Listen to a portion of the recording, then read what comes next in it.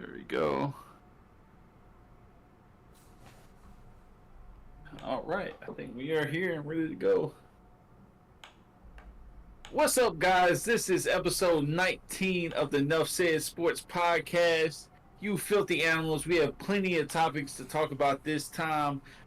Everything we thought was legit in the NFL in week one has completely changed our minds, blown our minds, and flipped the NFL world upside down. So that's what we are here to talk about. But first, my name is Adam Dickens. That is Trey Adams. Speaking of Trey, how is your week, man? How's it going?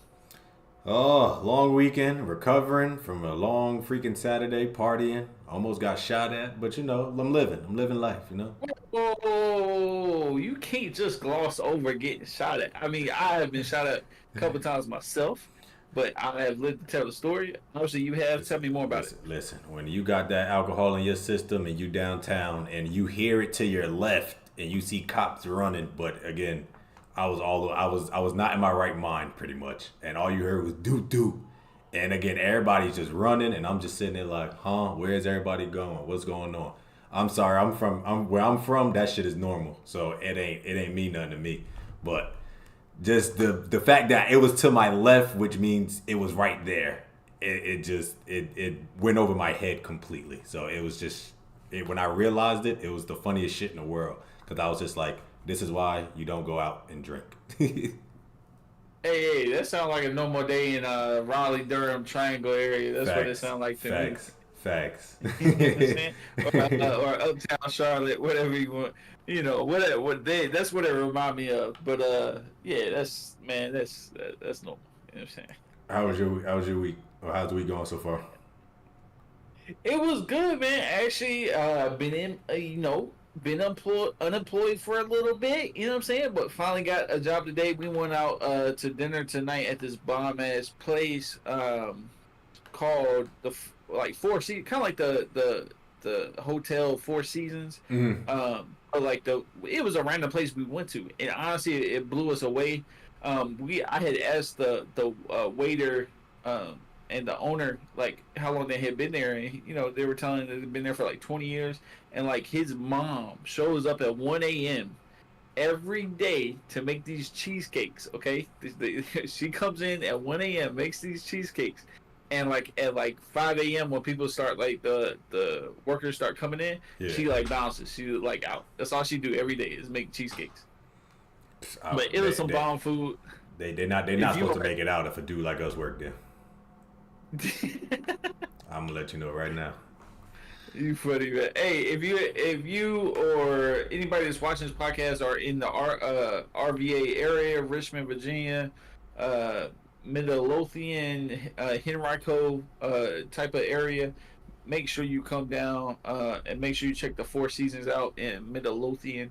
It's a great place to go. Bomb ass food. Like I had a chicken parm, bro. I swear to God, it was double the size of my head, and that's saying a lot because I got a big ass head. But like it was humongous. But anyways, we done with that. We done with that. We done with that. So Trey, go ahead and ease us into a first big topic of discussion we have today. First topic of the day being that Monday night, well, one of the Monday night games, starting with the biggest news so far out of this week is the injury to Nick Chubb and him pretty much being out for the season. That's two Monday night weeks back to back where two star players in this league got injured on Monday night for the season. That is crazy to even think about, to even process in your head. Fantasy owners are scared to death of Monday night games, and I feel like Thursday night games might be getting the same kind of attention. But in general, what's your take on Nick Chubb going out for the season for the Browns? What's your take? Well, before I say what I think. Somebody's fantasy football team is getting royally fucked right now. Like somebody's down the Facts. quarterback in Aaron Rodgers. Somebody is down their running back in Nick Chubb. What's some other injuries around? We're gonna get to the Saquon Barkley stuff, but he seems somewhat okay. I'm trying to think of somebody. Oh, Cooper Cup. You probably down a receiver. Like somebody drafted all those guys because you could probably do that and so, I'm trying to think of the order. And but some like Chubb a in the decent first. order, yeah. Nick Chubb first, like you said, Cup second, and then Aaron Rodgers third or fourth Rodgers round. and whatever Yeah, round you yep. do your quarterbacks. So Mm-mm-mm. somebody's fantasy team is getting fucked right now. They are just out of Mm-mm-mm. options. That's just crazy what it seems. I honestly I feel really bad for Chubb. Like this, I think really bad because he's already tore. Is the same leg he messed up, I believe, when he was at Georgia, and then I think he had a similar injury before when he was with the Browns a couple of years ago. I could be wrong on that. Mm-hmm. Um, and man, every ligament in his leg is pretty much gone, like completely broken. Like That was I a don't know if gruesome you saw injury. it, man, Yeah, but like it was gruesome. It was gruesome. I watched it over back numerous times, and it was just like, dude, it was like his leg was in one spot and his body was in another. Oh you know it's real bad when they weren't trying to show it yeah. at all on TV. Like I think I was cooking some back to food. I was making some like what do you call it? I was making some dip with I forgot what you call it. So like hot sausage type dip. And like my girl was watching TV and like watching my little girl, and I was like, "Babe, like tell me what happened. Like tell me when they're about to show the replay." And like she's like, "Oh, they're about to show the replay." And I run back to the TV, nothing showing, go straight to commercial. I was like, "Yeah, he's." I already knew when they didn't show the TV, it was Yeah. over with. But I think the most important aspect of this is like, and I hate to move on so fast that I feel bad for Nick Chubb, but like, what are the Browns? What can they do now? I mean, Jerome Ford was pretty decent. If you want to talk about that, He played. I mean, he came in as a backup in the middle of the situation, and he did what he's supposed to do. I mean, he broke 100 yards. He was efficient with his carries. I feel like he did his job. I don't think necessarily they're going to just say, okay, you're going to be our number one bat moving forward. They already started possibly talking about Kareem Hunt, adding him back again. He's supposed to visit sometime this week. So again, I do think they're going to go get another running back. I don't think they're just going to have just him and then possibly like a practice squad player move up. Nah, they're definitely going to go into the running back market. You could even see them possibly trying to go for Cam Akers. It's different options out there where they can go with running back. But I mean, they got to do this because they need somebody for the whole season now. So let's be real. What option do they have? They can't rely on necessarily their running team. They're definitely a running team. They need a running back. Just go get Kareem Hunt. He knows the system. Just go get him back. That's plain and simple. and if I'm Kareem Hunt, I'm showing up. He flew in today because I saw the tweet. I'm asking for double. Yesterday's price is today's price is not the same price as yesterday's price. I promise you, not the same price. And I want double. And okay, if you don't get me, you're gonna get a running back that's not as good as me. I guarantee you, based on free agency, you're not gonna get a running back as good as me. And I'll bring up some running back stuff later because we're gonna talk about Saquon.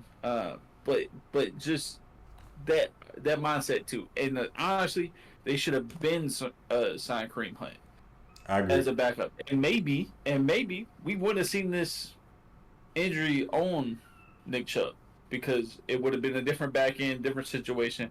But this would have, could have, should have. I'm not too busy into that. You know what I mean? So I just want to know, is this going to be a Monday football curse? Because again, that's 2 weeks back to back. I'm on the top of my head. It's another doubleheader next week. It's another doubleheader. So I'm hoping. What's the games? Do you know? I'm gonna pull them up real quick. Off the top, nah. I got it. Monday night games are Eagles, Buccaneers, and Rams and Bengals. God, don't do this. Okay. Obviously you got two star-studded teams in the Bengals and the Eagles specifically that are star-studded. Let's not hope. This feels weird talking about. I'm not gonna lie to you. Like, I don't want to think about another week where there's a major injury, but this is. I feel like kind of early for all these major injuries that we're seeing. Facts. Usually, around week 7 to week 11 is like the worst part where you got third string running backs and third string quarterbacks coming in because these major injuries are happening. It's it is kind of weird. I'm not gonna lie. Uh, real quick. Last week, a lot of people talked, or the week one, about Aaron Rodgers' Achilles tearing. What do you think about the turf versus real grass debate? Real quick.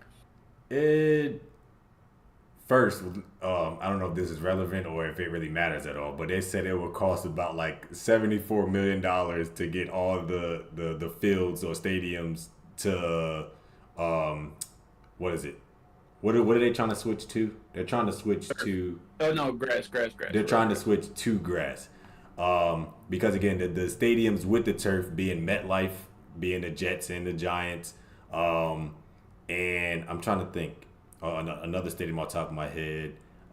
Most domes have turf, not grass, and they're trying to pretty much talk about switching that.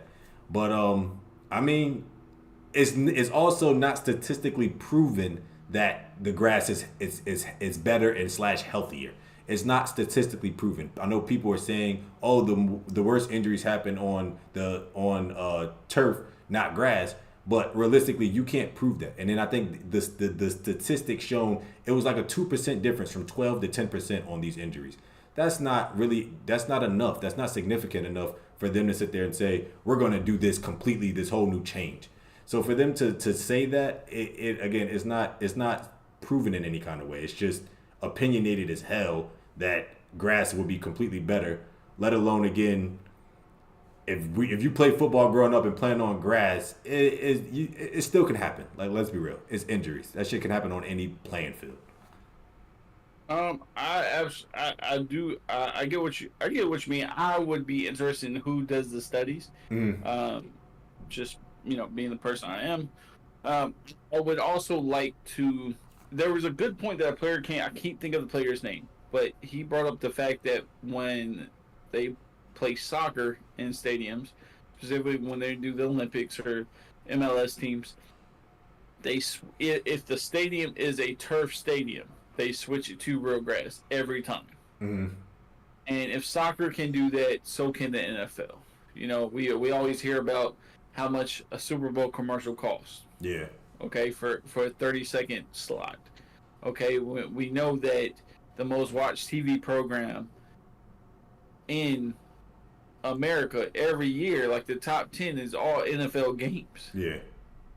So you got the money. Let's but I get the hesitancy from the NFL. Also, players tend to play faster on turf because it's easier to accelerate just based on the material. And so that on the NFL's part, if I'm playing devil's advocate, it's a faster game, which Yeah. we all know all sports ahead are trying to move to. Mm-hmm. It's an easier watch. So I get that side of it. I totally do. I totally do. But moving forward, let's talk about. I'm trying to get to the damn list right now. Another Let's injury. move it on. Another Another lingering injury. injury. I believe Joe Burrow injured, not injured. He re-aggravated his calf muscle. Not sure. I think it's the same one that he in training camp they irritated. And what do we think is going to happen with the AFC West, North, and just the AFC in general? Because it seems obviously the Bengals go down 0-2. Where are we seeing this entire situation with the AFC West? So that division again, we already discussed before, and if you're looking at it now, you actually see based off of the game yesterday between the Browns and the Steelers, that division is just going to be very very tough. So you're digging a bigger hole, starting 0-2. Obviously, injuries you can't control, but if he is injured, personally, I would just let him heal. Do not let that linger on your season, and then you still end up having a bad season with him possibly getting more injured. Like if he is not 100%, do not throw him in the fire. Please do not. You're gonna make it worse for him long term. You just paid him all that damn money. Do not risk his years of playing with him over one season. So I would let him heal, make him sit out 3-4 weeks, and go from there. I mean, if you have a season where you do not make the playoffs, so be it. But other than that, I personally at this again, it's only 2 games in, but I do not see them recovering the way their division is from an 0-2 deficit to make the playoffs and then be contending in the playoffs, not just get to the playoffs. We're talking about the Bengals here, who we are expecting to be an AFC contender like every year now. If you're not going to be able to do that, rest them.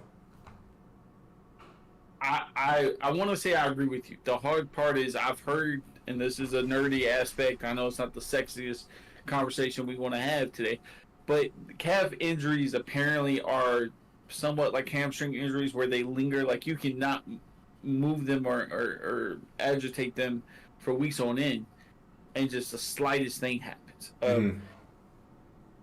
And I hate to say this because I tend to be more patient on with my boy Joe Burrow because I'm big fan of him. But I think this calf injury kind of it ruins the season. I hate to be that way, but I think that when you have something that can just keep coming up, I think realistically he would have to be out for like 7 weeks, to be honest, for this to totally go away, or it's going to keep coming back. But I also think Joe Burrow on one leg is better than your backup. I don't know who the backup is, but I'm gonna go with that. You know what I'm saying? Like I think, parts of me, I don't know. I really want to be patient, but I would honestly shut him down for a good 8 week. Hopefully, you win 4 of those games. 4 of the 8 games, and then you're really on edge, and then just hope he's 100% back and go from there. And I think you have a realistic chance to still make it in the playoffs. I really do. It's early enough in the season where I will take those, the other 4 losses if you do win 50% of them. Yeah, I'll be happy with that. Without Joe Burrow, you win 4 games. Not saying that could. I mean, I think it can happen, but you know how it goes. NFL, anything can happen.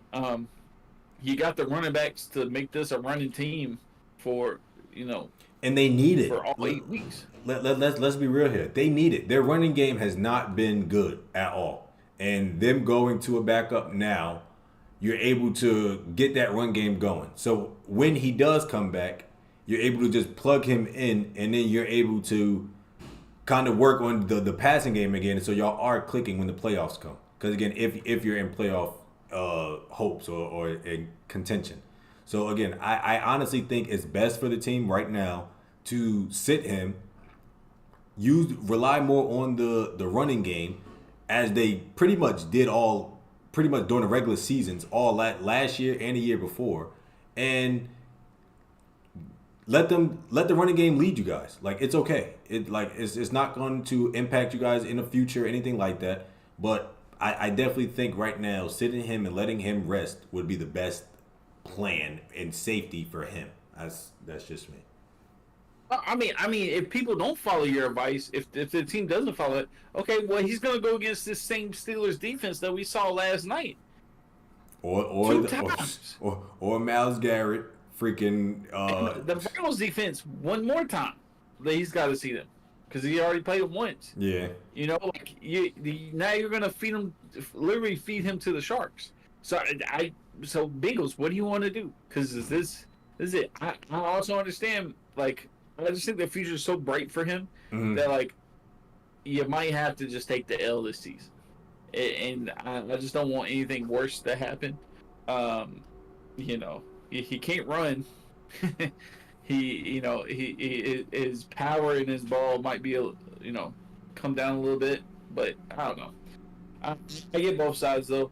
Who do you think in this AFC North is leading the way? Obviously, the Ravens are 2-0, but how do you see this playing out? I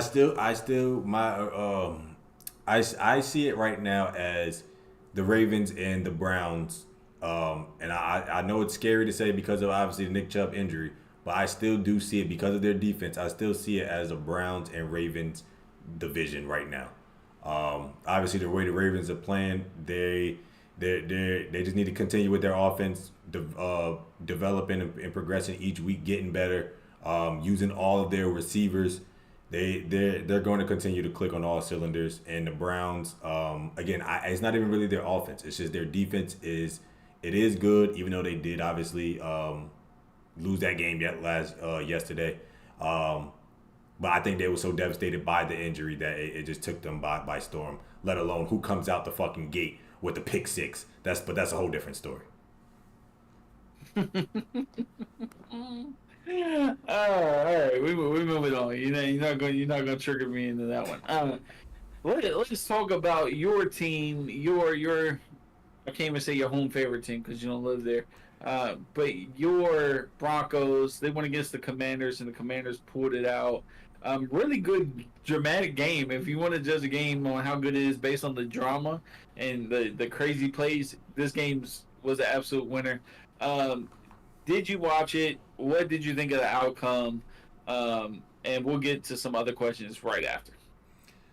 So I do think that game. I mean, Denver started off great. First half, great. I was like, oh, this about to be a blowout. They're clicking. They're using freaking rookies, Marvin Mims Jr., deep ball, and I was just like, this is all right. This is what we drafted him for. Russell's balling on fire, letting him cook, getting back to the deep ball, and then all of a sudden at halftime, right before halftime, one fumble just changed the whole entire game. Defense can't get off the field for shit. They can't stop anybody. You got people like Robinson. Was it Brian Robinson Jr. from? You got him going off like he's looking like. What the hell is happening? They can't stop the run. Their corners are getting burnt. Everything just broke down. You gave up an 18-point lead. You was up 20. You was up 18, and y'all let them come back. And then all of a sudden, now you want to complain about a PI call, but you shouldn't have been in that boat in the first place. Come on. And when you say what was the problem, for me, if you say what was the problem, I definitely think it's the defense. You could see, I'm not gonna sit there and blame Russell. Obviously, he did have drives where it was possessions where he should have got first downs and he didn't. But realistically, he was doing his job. The defense was not doing theirs. Oh. Work phone. So yeah, I'm not blaming Russell. I do think it was some clock managing that needs to improve, but I don't necessarily think it's the offense that was the reason for that loss. I'm gonna say that. What's your take? I understand where you think the defense. Oh, okay. Before I get into that, first off, of course, Brian Robinson's going off. I'm actually trying to trade for him now in fantasy. But that's another story. But I mean, the man is literally the NFL's version of 50 Cent. Like, my man got shot how many times? 2-3 times, something like that, and he still came back and played in the game. Like, of course he's gonna go. First off, he's got the hits. He's got the power. It is what it is. So I don't doubt that. I would say I understand that you think it's the defense for the Broncos, and I'm not saying that they're not the problem. But what I am saying is, while the defense was giving up points, the offense wasn't putting up any points. And they were hot. So, and that's the point I bring up about the Falcons-Patriots Super Bowl is everybody was like, the defense was started, they let Brady score all those points. Yeah, but if Matt Ryan would have just scored one more time, it wouldn't even been a question. And so I do put it on Russell Wilson, mainly because he is the front of the team. But he did have a good game, right? He went for 3 touchdowns, 300 yards. Okay, he made the miracle play, even though it really went up to him. At the Hail Mary touchdown, it really went up to him. But at the end of the day, he did get it. So I will take away that one touchdown. I hate to be that guy, but it is. Let's be honest. I agree. And so now you're 300 yards, 2 touchdowns, interception in a super offensive heavy game. So I just don't see that he did enough. And yes, I understand he got sacked 7 times that game also, but I'm tired of the narrative wherever Russell Wilson goes that it's the offensive line. Yes, I'm a offensive defensive lineman from high school football, but I'm tired of the narrative because for the longest when he was at the Seahawks, oh, the offensive line sucks. They're not helping him out. Well, you can't. When you come to the Broncos, when he first got there, they were saying the offensive line was straight, and now after he was there for a year, oh, it's the offensive line fault. I'm not falling for it. I'm not gonna do it. The dude does have 9. He's got sacked 9 times already this year. The most in the league. The most. And he holds the ball too long. He does. We'll get in Justin Fields, but him and Justin Fields hold the ball way too fucking long. I agree. Like, I agree. Russell Wilson was known for getting the ball out amazing timing. Like when he was in Seattle, the best arching ball I've ever seen in my life. I am glad that him and Marvin Mims, the newly drafted receiver, have some chemistry. You know, I like that part of it. You know, shout out to him. But we know who the money guy is. Jerry Jeudy should be the guy. Agreed. Where was he at? I agree. Yeah, the whole point of this is I'm with you on the defense. It's a lot of problems. It's a lot. I'm not saying it's not any of the offensive line's fault. Do I think Russ helps at all? No. But, I'm not going to solely put it on him. But he is a big factor to make this work. And I just... we're not going to talk about the Commanders because we'll probably get to them a little bit later. But we'll keep it moving. I'll go ahead and introduce the next topic we got going on. We're going to move on to one of the undefeated teams remaining, and a team that I think I'm starting to like to watch. And I think a lot of people across America are starting to like them. Fuck them. Fuck the Dolphins, okay? I think they're starting to like them. And this is the Miami Dolphins and their fast-paced offense, their weapons, their offensive schemes. I think it's very fun to watch them play. They are 2-0. They're doing it in style with Mike McDaniel sitting there. He's funny guy. I like him. I wish he was my coach. Nerd. I wish he was my coach. But specifically about them, the question is, do you think the Dolphins are legit? I know they're in your division, but do you think with what they're doing right now, do you think they're legit? I mean, they seem legit. They were legit last season until they won't. Like, let's be honest. They were legit last season until they won't. They were undefeated until we got hurt, and then everything started falling apart. I have a feeling. I'm not wishing injuries upon anybody, but that's just the feeling I got. Like, it's coming up. It's coming in one of these weeks soon. It's going to be deja vu. Same thing happened. I don't know if it's concussion or just something like that. I mean, this team is perfectly built with how they are. The problem is they can't deal with turbulence to that core. Like, if Tyreek is out, this team obviously isn't the same.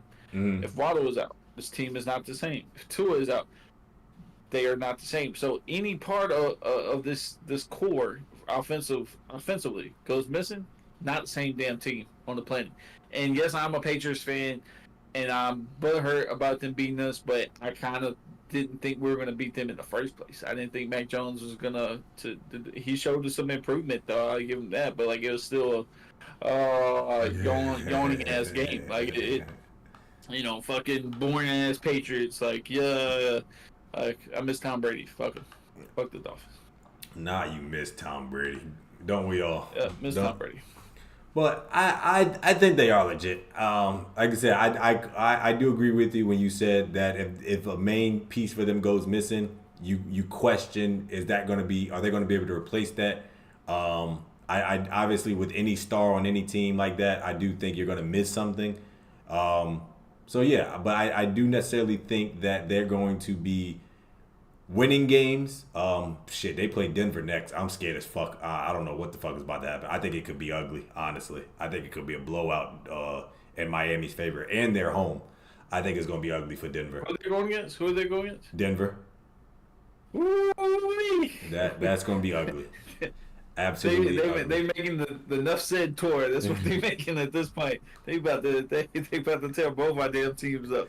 God damn. Yeah, and they're in Miami because I was contemplating on going to that game, but it didn't work out. But that shit, Come on, let's go to Miami. Come on. We look Spirit Airlines. We can get like $20 a flight. I am not about to experience that ass whooping. You're crazy. You are crazy. Man, it's the one legit.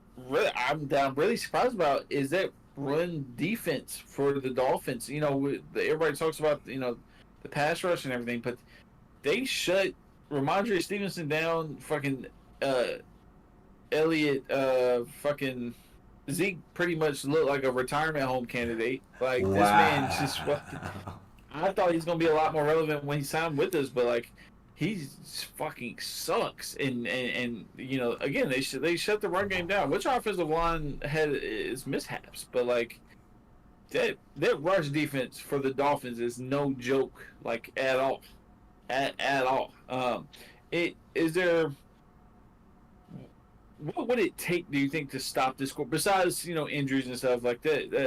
That's most teams. And granted, that was a weak argument on me. But what do you think it would take, or what team do you think is better than the Dolphins? Where do you draw the line? Like, I think the 49ers are better. Mm-hmm. I think the Cowboys would completely dominate the Dolphins, in my opinion. Really? Yeah, that pass rush. Yeah. They gonna like the first thing they're gonna do is throw to it. Like they gonna throw to it like 2 feet down and just bang his head on the. I don't know. I think that would be a good game. I honestly think the Cowboys and Dolphins right now would be a great game to watch. Like I said, because of that defense and this offense, I think it would be a good game. I do think San Fran is above both of those teams because of how balanced they are on both sides. Even though again San Fran was getting a little bit exploited by old ass Matthew Stafford and that young ass Rams team, but obviously they did what they needed to do to win the game. But I draw the line at San Fran and the Eagles, but I do think the Cowboys are on the same level, or the Dolphins and Cowboys are neck and neck in my book. I think they're neck and neck. Well, hold on. While we're talking about these good teams, like let's go ahead and talk about what teams are we surprised that are 2-0 right now. I mean, I would say my biggest. Who did I say was the Commanders. I'm surprised they're 2-0.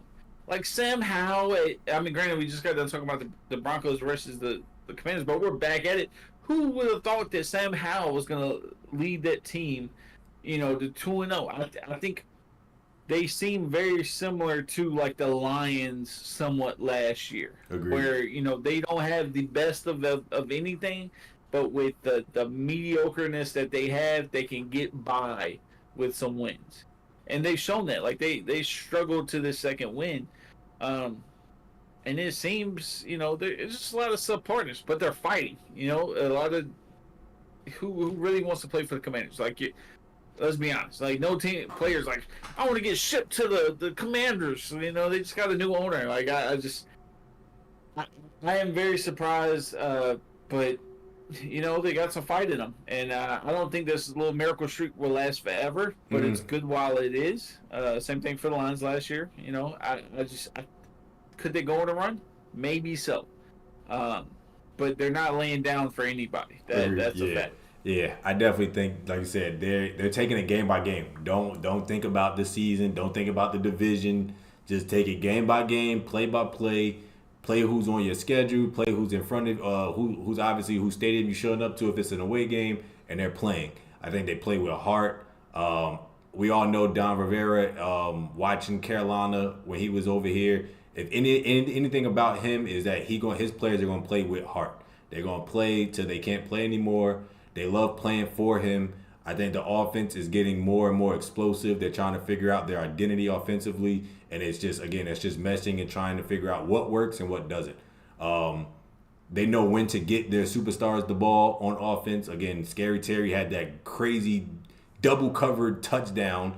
Again, it's just they find a way. And I think the more they do that, especially when the division games start to happen for them, it'll kind of show their true self about, are they going to be able to keep up in this crazy division that has two other powerhouses, or is it just, all right, your Cinderella story comes to an end early? So I'm definitely surprised by them. My surprise team, I'm gonna go with the Falcons. I think them beating Green Bay, I was definitely shocked by. I don't care if it was 1 point. I was definitely disgusted by Green Bay. I think Jordan Love again. He had 3 touchdowns, but them yards was a little shaky, and Atlanta did what they needed to do. Their defense is young as hell. Only old person in that team I feel like is Calais Campbell.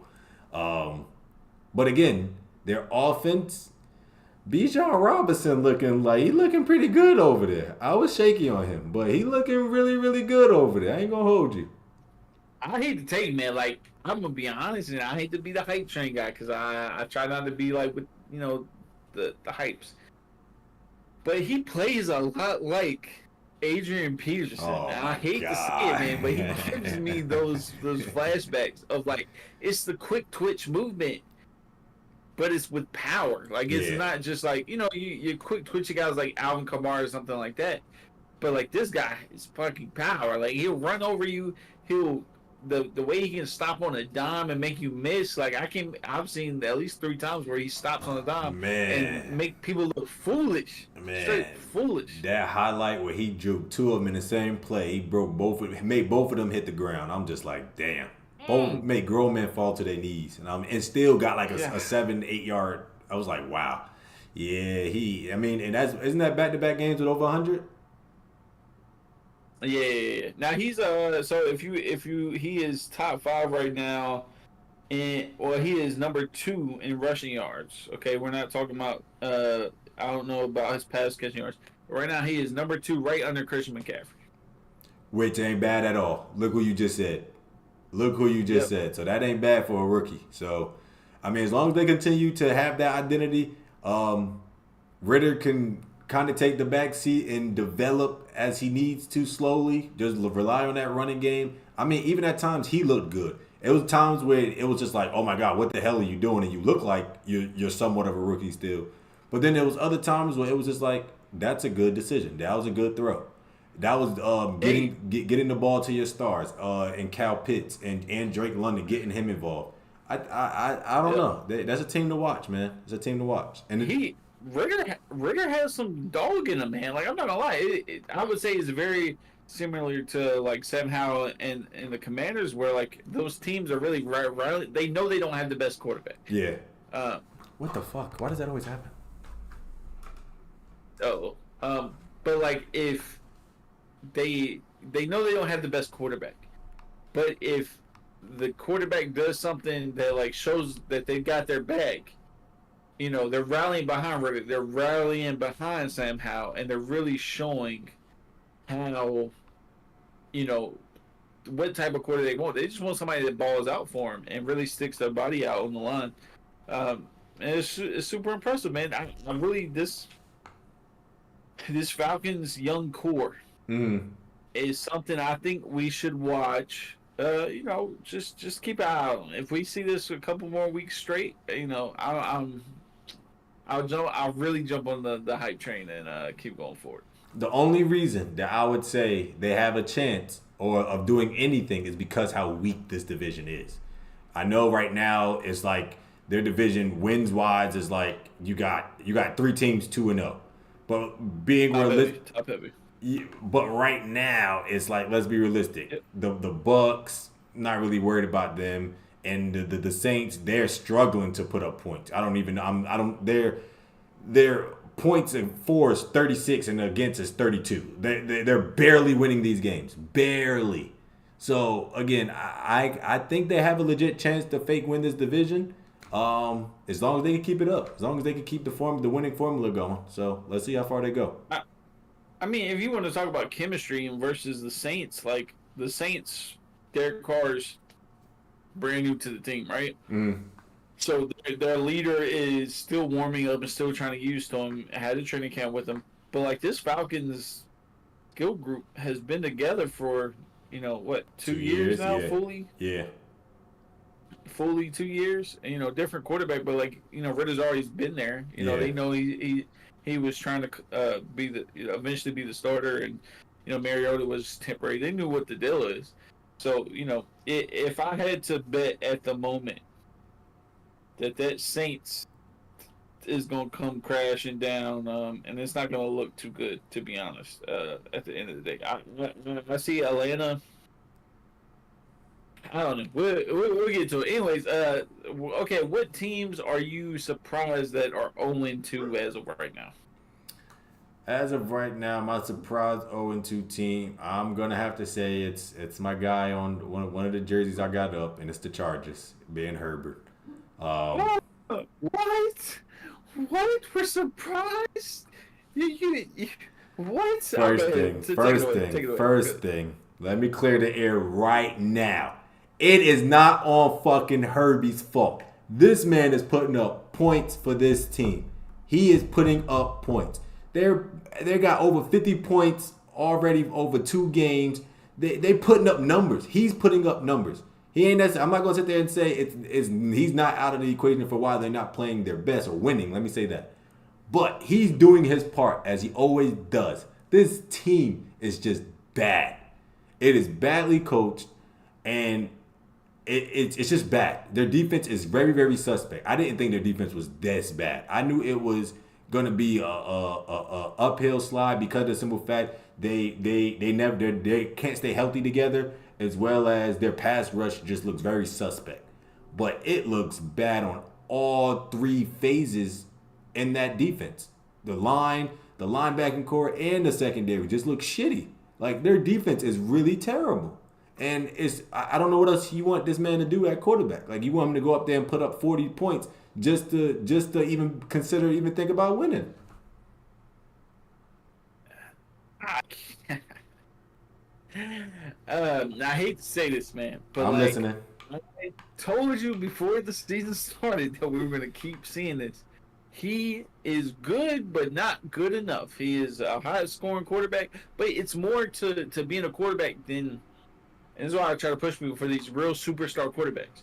It's cool to put up points. Yeah. It's nice. It's sexy. You sell tickets. But there's also a game managing aspect that if you know you're up or you can put just enough, learn how to slow your drives down, almost like a point guard in basketball. Yeah. I know it's obviously different, but slow your drives down. I understand that you didn't have Eckler this game. I get it, right? He was out. Am I right? Yeah, he was out. He was out. Yeah. So I know you're somewhat scared to run the ball, but you got to learn in some type of way, to slow those drives down to control the tempo. And when you do that, you're good. Like you're fine. I know everybody just wants to go straight for the touchdowns, but like he's not a kid anymore. He's not this young kid that just got drafted. He's what he's looking a lot like Matt Ryan. That's what he's starting to look like. A lot. You like keep Ryan. disrespecting my man. Like damn it, every time we talk about him. No, it's not. Matt Ryan is exactly what he is. Not that shouldn't be disrespectful. A high scoring quarterback who is up there in all time yards of a quarterback. Who that's what he does. But guess what he didn't do? Win. Yes, in the playoffs he couldn't pull it off. Okay? No matter whether it's that 1 year versus Patriots or just in general. Couldn't pull it off. And it's more than just putting up points. It's controlling the tempo of the game, and you can do damn near anything as a quarterback. If you are who you say you are, this is what I see, and this is what I saw. I watched more of the Miami Chargers game the first week than I watched this week. Mm-hmm. But it seems like he's almost trying to win the game with a sledgehammer versus like a regular size hammer. Like it's just like he's trying to force something that just isn't there. What does that mean though? What does that mean though? That means the offense does not fit him. It doesn't. If your quarterback is trying to tell you, I can break through this, I can do more if you allow me, what does that mean? That means you're being held back. He's not being unleashed. He's not.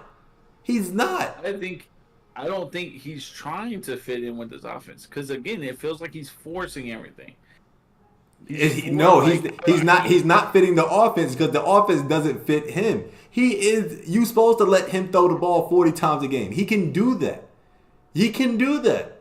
But again, I don't think that the team offensive scheme is do that. They want, like you said, they want to run the ball. They want to game manage. They want, like, again, just somebody that you could just hold back in a way and, again, play a different style. I'm sorry. He is up there with Josh Allen and Patty Mahomes in the sense of you give him the ball and let the plays happen. Do that. I don't understand what the problem is. Give him the weapons. Unleash this beast, please. I'm begging He has them. more weapons than almost damn near anybody. That's the problem. Them weapons is trash, man. They trash.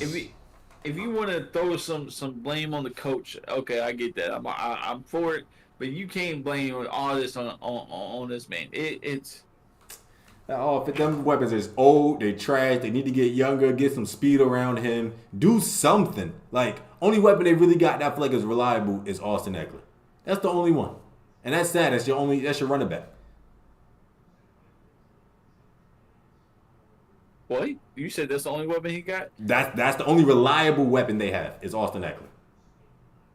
Keenan Allen is the most reliable player from year to year on that damn team. Yes, he's a little bit older, but he's still showing he can show out. He has a catch here and there, but it ain't like he going out there and people are scared of Keenan Allen. Let's be real. No.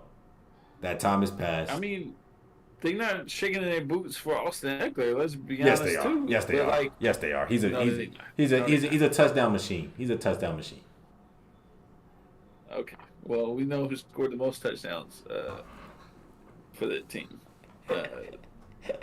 against the Titans. And I don't. But this is the problem.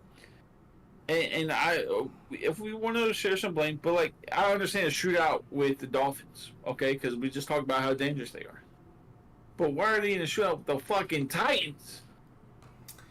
The Titans of all teams. That tells you their one weapon wasn't playing. That's my point. Their offensive weapons suck. They're not reliable. It's not anybody that is standing out. They don't have any weapons. I'm trying to tell you, they need to change up a lot on offense. A lot. So Keenan Allen's trash. Mike Williams, I will say he's trash.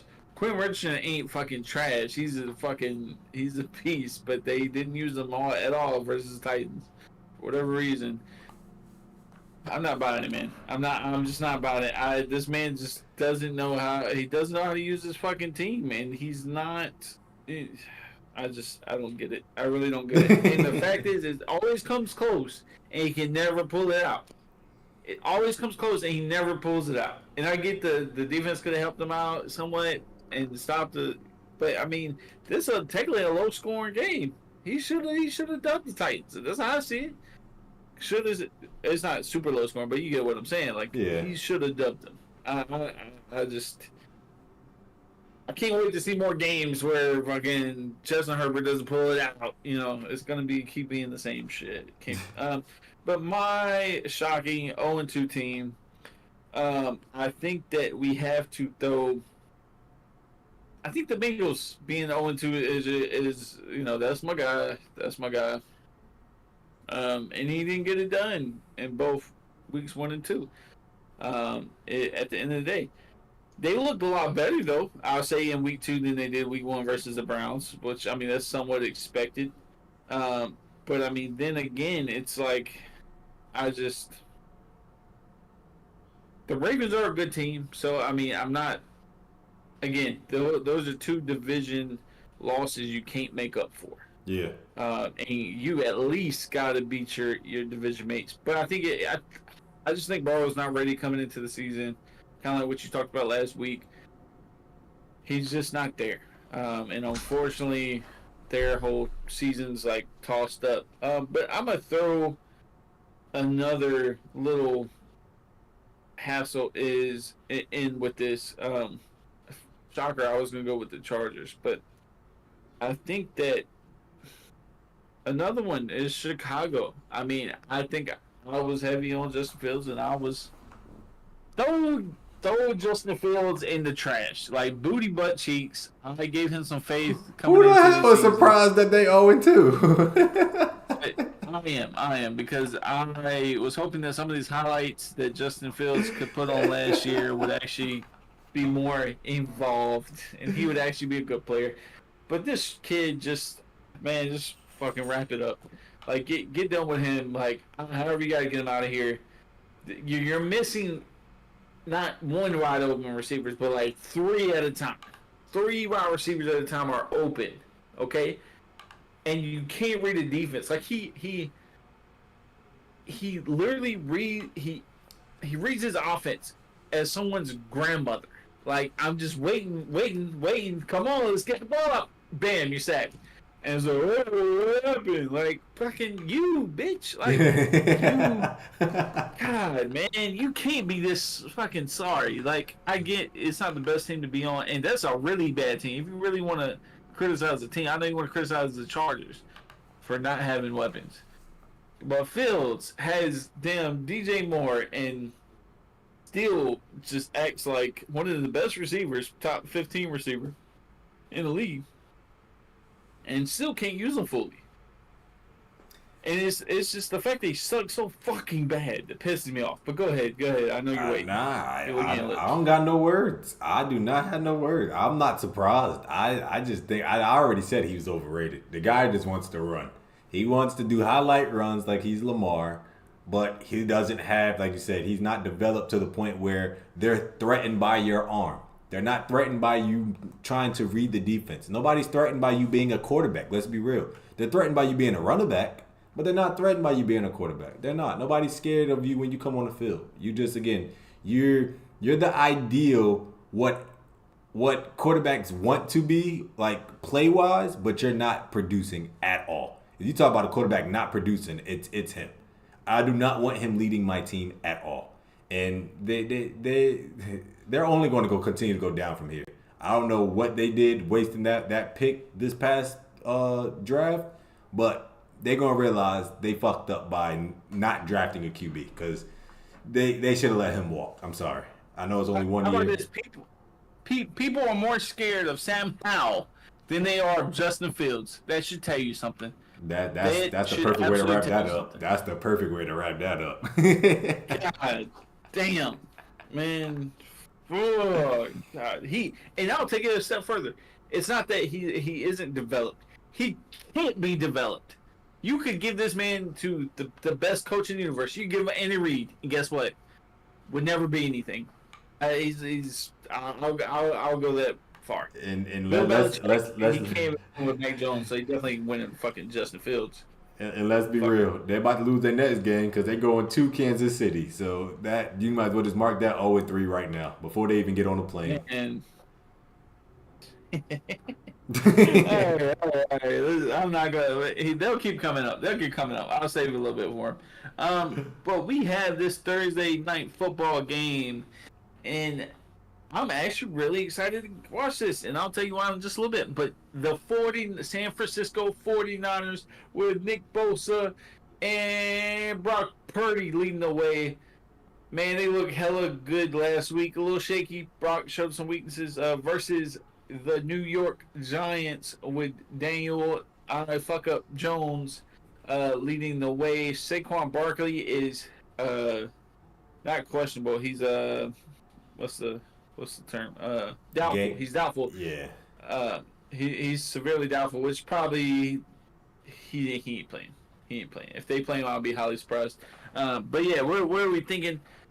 49ers versus Giants. How's it going to go down? How do we think it's going to play out? I know I asked a lot right there, but go ahead. Let's be real here, people. We saw what that first week was against the Cowboys. You think it's going to be any difference against the 49ers defense? Let's be real here. And we know Saquon ain't going to play. I know the coaches all saying, oh, it's going to be a game time decision because even though it said 2 to 3 weeks, Saquon usually feels better and it really depends. Shut up. You know damn well you're not going to throw him out there against that defense and possibly risk him getting more hurt. You're not going to do that. So he's not going to play. They're going to get demolished by San Fran. And they're in San Fran. Let's be real here. They're in San Fran. That's just it's going to be ugly. I have the 49ers winning in a landslide. If you want a freaking score, I would say like 38 to freaking 12 or 14, and it's all like field goals. Like that game is going to be ugly. It. I do. I think this is more of an interesting game than you think it is. I don't think it's. I obviously think San Francisco's gonna win. I'm listening. But I still think the Giants have some fight in them. But when I fuck, I'm trying to think exactly what I think. So what you trying to think of that If they bullshit you about barely to beat the Card- say? if they still have some fight in them. I'm not gonna down them on that. But it's a long ride on that flight to San Fran, uh, and it's a long flight back after you get your ass whooped. Because I think San Francisco's gonna win. I know I waited it out a little bit. Yeah, it's no doubt. But I'm more interested in how we can gauge the 49ers versus the Cowboys after this. So we've seen the New York Giants versus the Cowboys. We're going to see New York Giants versus the 49ers. And I think a lot of people are asking, who's the better team when we gauge the 49ers versus the Cowboys. What are we thinking? I mean, I'm not saying say who's the best. Like, what are we looking for to say determine who's the better team? I would say like, do we need to see 50 to 0 like versus the 40-0 the Cowboys put on them? Well, I mean, we don't need to do the whole score thing because they play in a couple weeks. So I don't even need to go that far, honestly. I would just say, honestly, who has more of a consistent offense in the sense of who's utilizing their weapons, who's the balance of the offensive attack. Is it more of a run game? Is it more of a throw game? And this is for both teams, not just one team. We're talking about both teams being able to use their advantages. And I think, obviously, the 49ers having McCaffrey, I think they're going to obviously abuse him as they should, as well as Debo. And I think, again, when it comes down to it, I think it's going to come down to the San Francisco's offense against the Cowboys' defense, not the Cowboys' offense versus 49ers' defense. I think the Cowboys' offense is going to be sluggish. I think the 49ers are going to have them figured out. But again, it comes down to, is that offense able to put up numbers against that defense? I think the Cowboys are going to have the best defense. By the end of this year, I think they're going to have the best defense in the league. Statistically, they're going to have the best defense. Yeah. Well, I mean, I definitely don't think that the Cowboys will be able to pass rush the 49ers like they do every other team. Just because Purdy tends to be a little bit under center, a little bit more. Their handoffs to fullbacks using Huchek or whatever, however you say his name.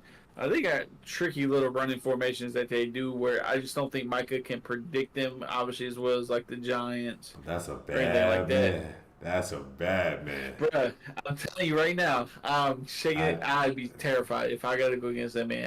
I'll say this every fucking week, man. Michael Parsons for president at this point. We need somebody else in office. I told you he gonna go for MVP this year. That man is nasty. I need to put his jersey on up here because that man is. Whew, that's what I need to put up here. I might have to take off Herbert and put Michael Parsons because. Good God. Good God. Hey, we're going to be talking about this week's come, so we'll have plenty to get out. Absolutely love this podcast. Trey, you want to say anything to the viewers before we head out? Please continue to follow all social media platforms. We're about to get more engaged with you guys on all social media. We're going to be putting some reels out this week. We've been kind of slacking a little bit due to just being productive and throwing out the content as we need to.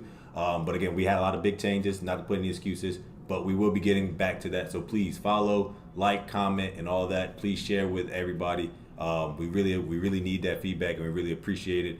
And we'll make sure that we are interacting with you guys on there as well. So please do that. I'm gonna make sure we have the new tech person clip this, and so we're able to put this out there more, and we just ask that you guys do the same. So we appreciate it, and be expecting good content on the reels on all social media platforms by the end of this week. So definitely be looking forward to that. Absolutely. Everything Trey said was correct. Make sure you guys also check us out on stream. We stream every Tuesday, Saturday night. Even more to come. It's the NFL season, baby. We are locked in and we are in this, giving plenty of entertainment. With that being said, make sure you check out dreadsock.com, dreadsock, the Instagram page. If you have locks or protective hairstyle, they are our sponsor for the show. I'm probably gonna play the commercial at the end of this podcast. Either way, like I said, make sure you check us out on stream, full long-term content on YouTube, and Spotify. With that being said, peace out, guys. See you guys on Saturday. Peace out.